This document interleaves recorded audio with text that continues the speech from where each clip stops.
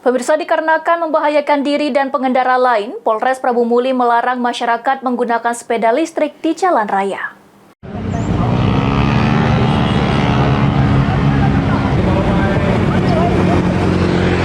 Karena membahayakan diri dan pengendara lain, Polres Prabu Muli melarang masyarakat menggunakan sepeda listrik di jalan raya. Sepeda listrik hanya boleh dikendarai di tempat-tempat tertentu seperti di lingkungan perumahan.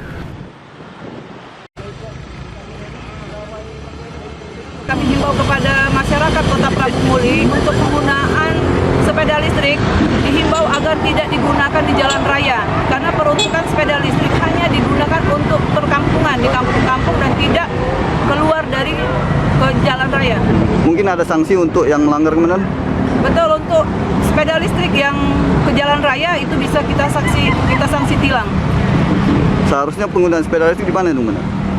Harus digunakan di perkampungan, di halaman atau di sekitar rumah, dan tidak dipergunakan untuk di jalan raya.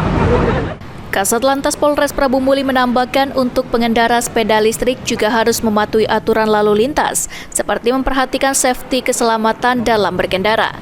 Anggi Perkasa, PAL TV.